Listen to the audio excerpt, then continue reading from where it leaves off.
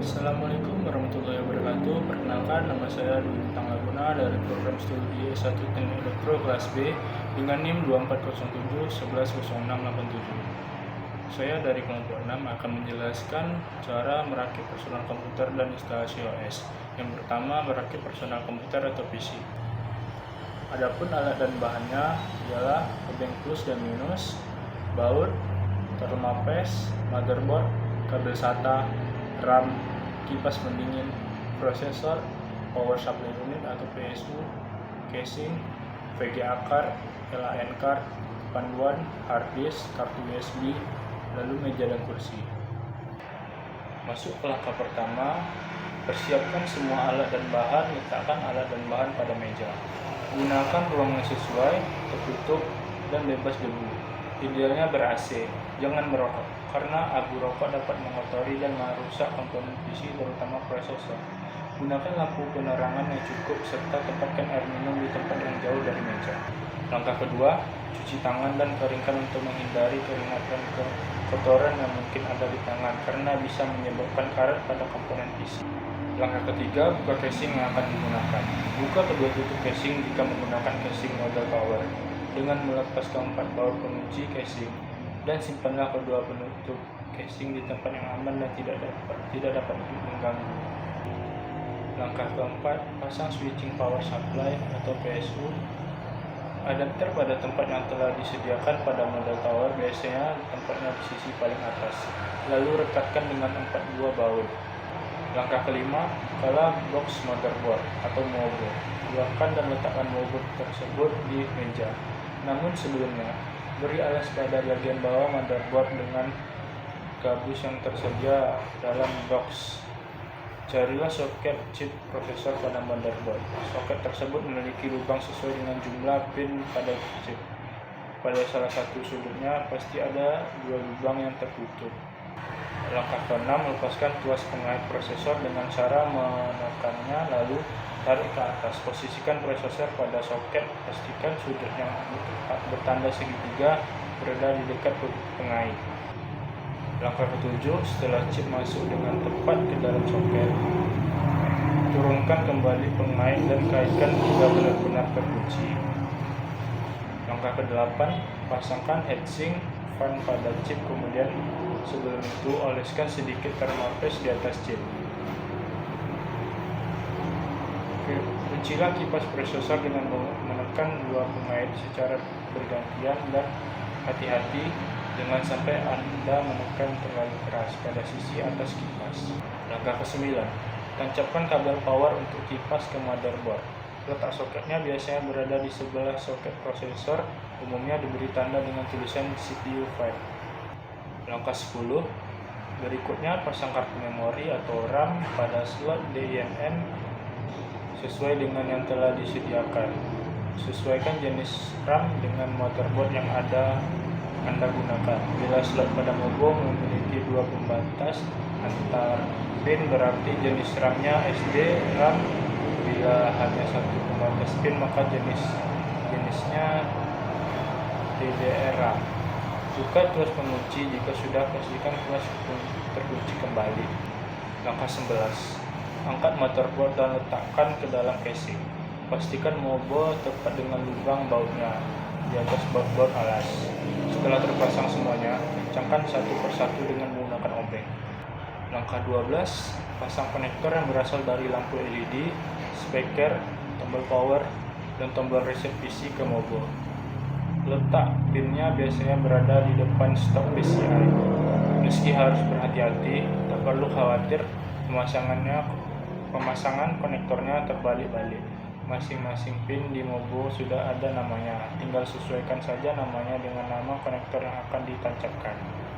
Langkah 13, berikutnya hubungkan konektor kabel power yang berasal dari PSU ke port power yang berada di motherboard. Port power biasanya berwarna putih dengan jumlah pin sebanyak 12 buah. Biasanya letak port power berdampingan dengan soket floppy. Model motherboard modern seluruhnya telah menggunakan konektor ATX yang diberi pengait sehingga pemasangan konektor power tak mungkin terbalik.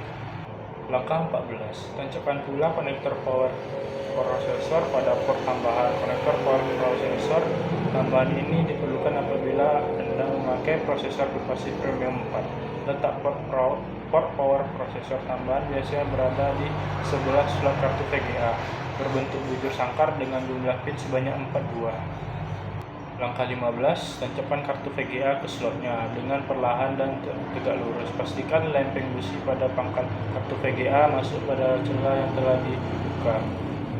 Langkah 16, pastikan kedua grafis sudut mantap dan tidak miring. Tekan lagi secara perlahan bila memang belum mantap. Biasanya di samping slot AGP terdapat sebuah pengait. Geser pengait tersebut untuk mengunci kartu grafis. Langkah 17, setelah pemasangan kartu dengan kabel powernya, pasang baut untuk kartu VGA pada rangka casing. Langkah 18, siapkan harddisk. Pertama, aturlah jumper pada harddisk. Jumper ini ada di bagian belakang harddisk dan memiliki 5 pasang pin. Bila harddisk yang dipasang cuma satu, maka setlah jumlah ke posisi master. Langkah 19, pasang kabel data IDE jenis ATA66 pada port data di belakang harddisk yang punya 49 pin, atau jenis SATA bagian yang tak berlubang dari yang kabel data harus ditempatkan ke bagian port yang tidak ada pinnya. Bagian yang berwarna merah ditempatkan dekat dengan soket power untuk harddisk, lalu pasang ujung satunya dari kabel data tersebut pada soket IDE 1, biasanya berwarna biru dan ditandai dengan tulisan IDE 1 primary. Cara pemasangannya sama dengan harddisk. Langkah 20, pasanglah kabel power dari power supply ke harddisk. Port kabel power ini punya 4 pin, berukuran besar. Pasang dengan pas hingga seluruh konektornya mentok. Langkah 21, pasang harddisk pada drive bay berukuran 3,5 inci. Drive bay tersebut biasanya juga cocok untuk memasukkan floppy drive. Jika sudah pas, pasanglah bautnya di bagian kiri dan kanan. Langkah 22, sebelum menempatkan CD drive, buka dulu penutup baynya. Biasanya ada 2 lapis penutup, dari plastik dan lempeng logam. Untuk plastik tinggal ditekan penutupnya di bagian dalam, sedangkan logam diperlukan tang untuk memotongnya, karena penutup ini menyambung dengan rangka casing. Langkah 23, sekarang masukkan CD-ROM drive ke dalam bay. Posisikan dengan tepat sehingga posisi depan drive pas dengan permukaan dengan casing. Setelah itu, pasanglah baut pengencang di bagian kiri dan kanannya. Langkah 24, pasanglah kabel data jenis Ultra ATA 33 untuk menghubungkan drive dengan motherboard. Jenisnya sama dengan kabel data untuk harddisk, maka cara pemasangannya pun sama. Pasanglah salah satu ujung kabel ke port data di belakang CD drive. Pasangkan ujung lainnya ke port IDE 2 pada motherboard. Langkah 25, pasanglah kabel CD audio. Disediakan pada paket CD-ROM drive yang dibeli. Pada port audio di belakang CD-ROM drive yang memiliki 4 pin kecil. Kemudian pasang ujung lainnya pada kartu suara. Tempatkan pada sepasang pin yang bertuliskan CD in. Langkah 26, setelah itu pasanglah kabel power untuk CD-ROM drive. Pemasangannya sama saja dengan pemasangan kabel power untuk harddisk. Ambil saja salah satu kabel power dari power supply dan pasangkan pada port power dengan 4 pin besar yang ada di belakang CD-ROM drive. Untuk pemasangan drive stick lainnya seperti CD-RW drive, DVD RAM drive, dan sebagainya, prinsipnya sama. Lalu langkah terakhir, langkah 27, yaitu mengenal port.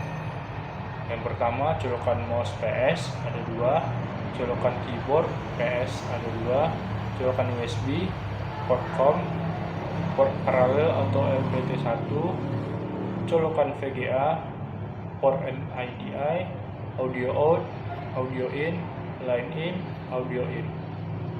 Nah, setelah itu saya akan menjelaskan cara menginstal OS.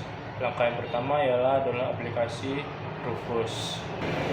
Langkah kedua, masukkan USB flash disk yang akan digunakan untuk media instalasi. Langkah ketiga, pilih file 150 Zorin dengan tekan Start. Langkah keempat, jika sudah klik Start untuk memulai proses bootable USB flash disk. Langkah kelima, pada pilihan 150 Hybrid Image, pilih Write-in 150 Image Mode Recommended. Langkah keenam, selanjutnya akan muncul peringatan bahwa semua file dalam flash disk akan dihapus atau format. Pastikan kalian sudah backup file-file penting. Jika sudah, klik OK. Langkah ketujuh, tunggu sampai proses selesai. Langkah ke-8, setelah proses bootable selesai, cabut flash disk dan colokkan pada laptop atau PC yang akan diinstal Ubuntu. Langkah ke-9, masuk BIOS dengan cara restart laptop atau PC, lalu tekan tombol Del pada keyboard untuk masuk ke menu. Umumnya tombol yang digunakan untuk masuk BIOS adalah Del F1 F2 atau Fn tambah F2, tergantung dari jenis laptop atau PC-nya. Langkah ke-10, ubah boot priority agar komputer atau laptop kalian boot melalui media USB flash disk. Langkah ke-11, pilih Save dan Exit untuk menyimpan dan keluar dari BIOS. Langkah ke-12, pilih Try or Install Zorin OS pada menu instalasi. Langkah ke-13, tunggu beberapa saat, setelah itu pilih instalasi Zorin OS. Langkah ke-14, pada pemilihan bahasa, pilihlah English dan klik Continue. Langkah ke-15, selanjutnya pada pemilihan keyboard, pilih English US. Langkah 16, pada bagian Update dan Other Software, pilih instalasi third party software for graphic and Wi-Fi hardware and additional media format. Langkah 17, pilih Erase disk dan install Zorin OS untuk memulai instalasi, atau kalian bisa pilih Something Else untuk mengatur ukuran partisi secara manual. Langkah ke-18, pilih Continue untuk memulai instalasi. Langkah ke-19, pilih zona waktu Jakarta. Langkah ke-20, isi informasi berupa nama komputer, username, dan password, lalu pilih Continue. Langkah ke-21, tunggu hingga proses instalasi Zorin selesai. Lalu langkah ke-22, setelah muncul pemberitahuan instalasi complete, pilih Restart Now. Lalu langkah ke-23, cabut USB flash disk yang digunakan untuk instalasi. Setelah itu, tekan Enter pada keyboard. Langkah ke-24, isi username dan password yang sudah disiapkan untuk masuk ke Zorin OS. Langkah ke-25, proses instalasi selesai. Jadi, sekian penjelasan dari saya.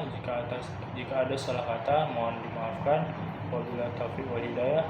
Assalamualaikum warahmatullahi wabarakatuh.